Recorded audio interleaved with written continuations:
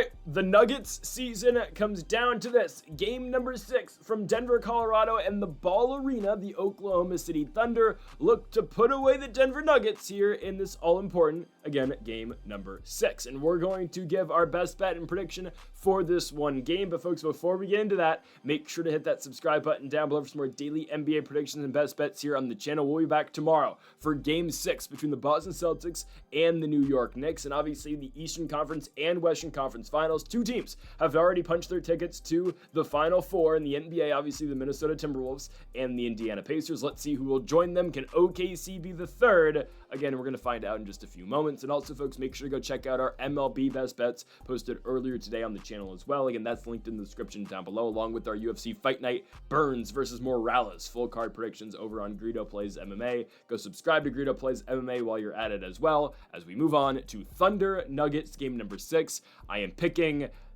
the Oklahoma City Thunder. Now, I want to make this very clear. My best bet today is OKC live underdog money line. I think there's going to be a point in time where in this game where the OKC Thunder are going to be losing. And I think whether that comes in the second quarter or even in the third quarter, this is hard. It's hard to say.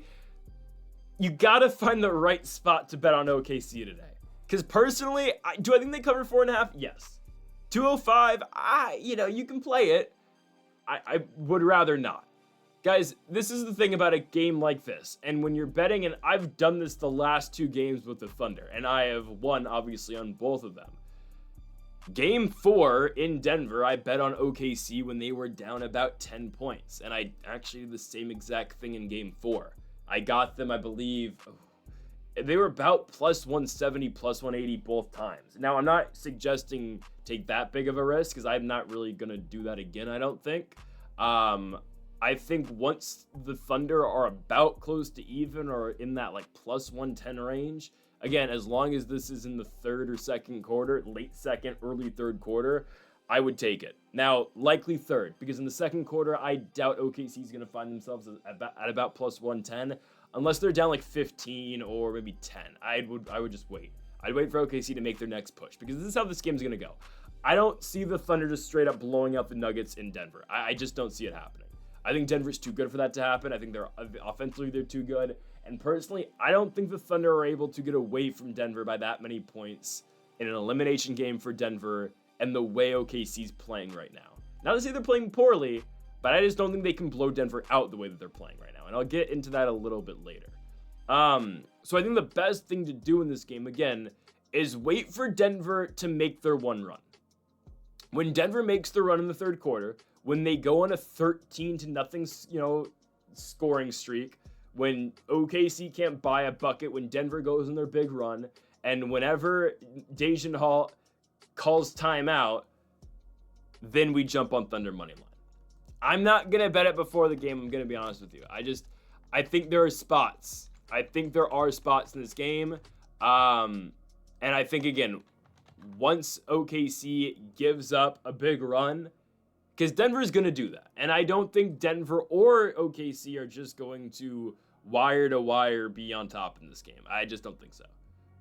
And I think OKC is going to make their pushes, but I think Denver will as well. So find that one spot in the game where Denver does make their biggest run, okay?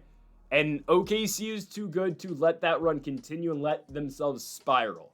Because ultimately, I think the Thunder are going to win this basketball game. It's just a matter of when we can place our bet and put our money on OKC. Because just to maximize the value in this game. So again, find the biggest run for Denver, I think, in the third quarter. I would play OKC in the third quarter up to down 10. I would. Preferably down 6, because that would get us to, I think, about plus money. Maybe less, just because they're on the road. But ultimately, the Thunder should win this basketball game. Now, I have expressed my concerns about OKC recently. And I've been acting like it's an almost foregone conclusion for a while now that the Thunder are winning the NBA championship. If you watched my video yesterday, the best bets, obviously, where we went 1-1, it is what it is. I didn't see the Celtics doing what they did yesterday, but the Knicks will get their get back hopefully tomorrow. We'll see. We'll break that game down, obviously, tomorrow here on the channel in about 24 hours. But I expressed my concerns about OKC.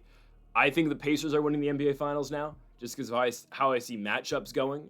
I think the Thunder beat every other team, but Indiana, I don't think they can get. And the problem with OKC and the problem that they're going to continue to have with the lineup they have right now. And again, all these guys are young.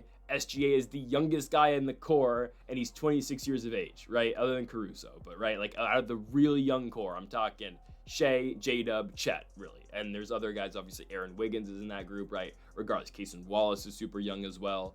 Out of that really young core, though, Shea's still the oldest guy. The problem they have right now is that they don't have a true number 2. They don't. J-Dub's going to hit his big shots, right? We saw that in Game 5, right? J-Dub hit that big corner 3. That was another one that just put them over the top, right? And that was a huge shot that they needed to have. Lou Dort got them back in the game because of the 3 balls he was hitting. Hell, look at game number 4 in Denver.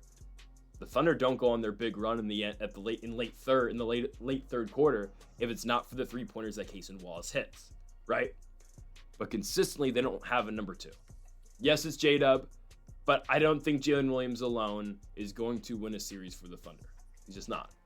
And by doubling SGA, and I mean against the Pacers is what I was referring to there, but if you double SGA, in which the Nuggets have been doing all series long, you force him to give up the rock. Because why is Shea going to try to split a double if there is a wide open guy in the corner? If he can kick, skip pass, whatever, find a Lou Dort, find a J-Dub, find a Chet. And that's how all these opportunities get presented to these guys. So yesterday, I proposed the idea, and I still stand by this.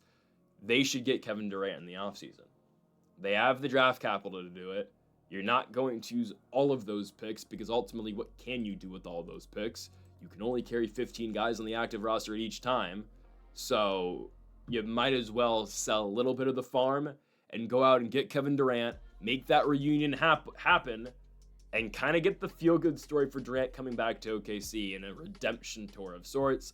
I think that'd be the perfect way to end KD's career, by the way, him winning a chip in Oklahoma City. I understand he wouldn't be the guy no more, but then he gets his number retired here. He goes down as a Thunder all-time great rather than just a guy who's played everywhere, but I guess we're going to remember him as a Golden State Warrior, you know? I would just really like to see it rather than him just, I don't know, give it a go somewhere else at a random spot next year in Miami. Like, I would like to see KD come back, personally. I know it just makes the West even more stacked with Durant not going back out east, but I think it would be the best thing for the Thunder, too, because now, again, you have to respect the second option. And when Kevin Durant's your second option, my goodness, and when J-Dub's your third option, a guy who was an all-star this season, I'm not saying J-Dub's a bad player, but when that guy is now your third option, and eventually, again, he will become a true number 2, but right now, if you have Durant, oh God, they're dangerous. Now, in this specific game, Game 6, right, like I said earlier, both teams are going to have their runs. It's going to ultimately come down to, I think, the supporting cast. I know Jokic is going to put up crazy numbers. I mean, you saw that pirouette 3 he hit at the top of the key, which was ridiculous in crunch time in the fourth quarter. Obviously, again, OKC found a way to still win the game. SGA with a big put away 3-pointer. That's what that guy does. But it does come down to the supporting cast. It does. Right? Jokic is going to do his thing. Jamal Murray is still struggling from beyond the arc, but he had a decent game. Michael Porter Jr. feels really unplayable right now, guys. I'm going to be honest. And this is the thing with the Nuggets. I really only think they have 3 players you can kind of rely on. I'm going to be honest. That's Jokic. That's Jamal Murray. That's Aaron Gordon. MPJ can't be trusted. He bricks every 3-pointer possible right now. 0 for 5 in game number 5. Christian Brown isn't there to be a number 1, number 2, or number 3 option. Hasn't really hit the 3 ball all that consistently. And that bench, Peyton Watson, Julian Strawther, good young players, but not really ready for prime time. And then Russell Westbrook, I mean, what do you want me to say? What do you want me to say? Russ, I feel like every game now, Russ airballs a 3-pointer. And Russ, in every single game that he plays right now since the Clippers series, where he was amazing, there's always that one moment where we can just kind of look and laugh at Russell Westbrook. It's kind of weird. I don't know. God, those airball 3-pointers in back-to-back spots and back-to-back games. Oh, my goodness. I think OKC wins. I think they do. Hear me out. I really like when they put Jalen Williams. Obviously, I'm talking about Arkansas Jalen Williams, not J-Dub, on Jokic. Hartenstein's doing an all right job. I really like when they put Jalen Williams on him because then you can just double. And, of course, now the Thunder feels somewhat confident leaving a guy like Christian Brown in the corner. Well, that's usually Chet's assignment, but if you double, obviously, you bring Chet in, you double Jokic, kind of force them to make that decision. Okay, kick it out to Christian Brown, right? kick it out to him. The Thunder try to make the rotation, obviously, and get back on defense. I don't mind it. I really don't mind. Again, I don't think Hartenstein's doing a bad job. But I kind of like what Jalen Williams presents for this team, because when Hartenstein comes out, then you have 5 shooters on the court. Now, again, can we really trust the Jalen Williams 3? Obviously, Arkansas Jalen Williams. I don't know at points, but I don't know. I don't think he's a bad player, and I like Caruso. I like what Caruso's been doing. Obviously, not gonna guard Jokic. I mean, he'll have spots where he's forced onto Jokic, but what Caruso's done for this team in this series, I mean, has to be talked about. He's been nothing short of spectacular for OKC. There's a reason he's getting paid all the money that he is right now with the squad, right? And then there is Shea, right? There is Shea, who played a good game, but really came alive in the fourth quarter. And that's what good players do. That's what great players do. And that's what all-time great players do. And that's what most valuable players do. That's just what Shea is. I expect him to continue to rise in big moments. But again, up until those clutch moments, up until the point where the Nuggets have to respect everyone on the three-point line, because the game is on the line, and then those 3 points really matter, I do worry about what Shea and the Thunder can do without him being the guy every single play. Because when you send that double, again, you force guys like Lou Dort, like J-Dub, like Chet to shoot that three-point ball. And sure, Lou Dort hit his shots in Game 5, and the Thunder are going to continue to need that from him. But, I mean, he had a game earlier in the series where he went 0 for 8 from the three-point line, right? J-Dub will have games where he bricks everything, it feels like. Chet will have some big moments, but it is what it is, right? I don't know if we can really rely on Chet Holmgren, right? So that's my concern with the Thunder, and that's where ultimately I look at long-term wise. I say, okay, they're beating Minnesota. I firmly believe that. I just don't think the Timberwolves are going to be able to score. I think the Thunder might sweep Minnesota, guys. I'm just going to be honest. I think they might sweep them. I'll go 5 to be generous. But then I look at the potential matchup against the Indiana Pacers, and I'm like, all right, how do they keep up with Indy? Indy will double. They will. They will double Shea the entire basketball game. That will be... God, whose matchup is that? It's probably... No, I can't put Reese on. They can put Nembhard on it. It'll be Neesmith's matchup, which is fine. It'll be Aaron Neesmith's matchup, and they'll double with either Reese or Nembhard, which will be fine. And then I think, okay, the Thunder will hit their shots, but Indiana hits every shot. And how will the Thunder be able to keep pace with Indiana? That's my question there. If it's the Knicks or potentially the Celtics, yeah, the Thunder are winning the finals. I really feel like Indiana's just the boogeyman right now, and I think they give everyone a very tough outing. I really think so, and especially OKC. Personally, again, I think the Pacers are the Thunder's nightmare matchup, and hell, even the Wolves too. Indiana historically has always bitched the Wolves. They beat them twice this season, even shorthanded the Pacers did on the road. Yeah, the Pacers are trouble for everyone right now. If they can just get past the Knicks, I think the Pacers are winning the NBA Finals. But in this spot, yes, I'm taking OKC again. My best bet for this game, again, Thunder victory, but pick your spot here. Find a spot in the game where the Thunder are moneyline dogs, but again, take it in either late second or early third quarter, or really any point in the third quarter. If it gets to the fourth, I'll be honest, I would just stay away. Just stay away and enjoy the game as a fan. And then if the Thunder lose, it is what it is. They'll be like 9.5-point favorites in a couple days for Game 7.